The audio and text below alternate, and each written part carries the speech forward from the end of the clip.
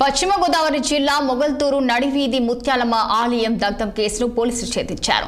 గ్రామానికి చెందిన చేపల వ్యాపారి తోట శ్రీను ఆలయానికి నిప్పు పెట్టినట్లు జిల్లా అదనపు ఎస్పీ భీమారావు చెప్పారు. ఇక దశాబ్దాలుగా పూరిపాకలో వస్తున్న అమ్మవారి ఆలయ సాంప్రదాయాన్ని పక్కన పెట్టి కమిటీ నిర్మాణ పనులు చేపట్టడాన్ని వ్యతిరేకిస్తూ నిందితుడు ఈ దుశ్చర్యకు పాల్పడినట్లు తమ విచారణలో తేలిందని ఎస్పీ తెలిపారు. సీసీ ఫుటేజ్, ఇతర సాంకేతిక పరిజ్ఞానాన్ని వినియోగించి ఈ కేసును ఛేదించామన్నారు.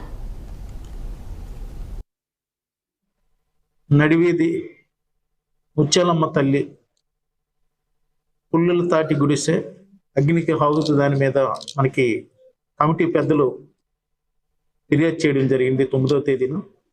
దానిపై ఎస్ఐ గారు కేసు నమోదు చేసి crime number 210 under section 326 clause G BNS 324 clause 4 BNS అది ఓల్డ్ ఐపీసీ కింద 436 ఐపీసీ అండ్ 427 ఐపీసీ కింద కేసు నమోదు చేయడం జరిగింది. ఇది 9వ తేదీన.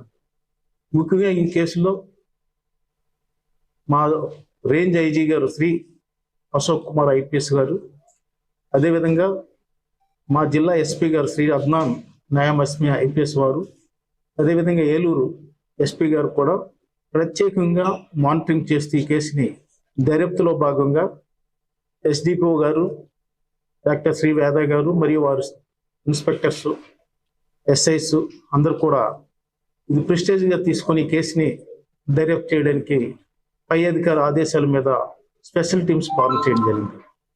ముఖ్యంగా ఈ కేసులో clues teams, finger print inspector గారు, అదేవిధంగా యూరియా కోసం క్యూ లైన్లో నిలబడి ఇక కూపన్లు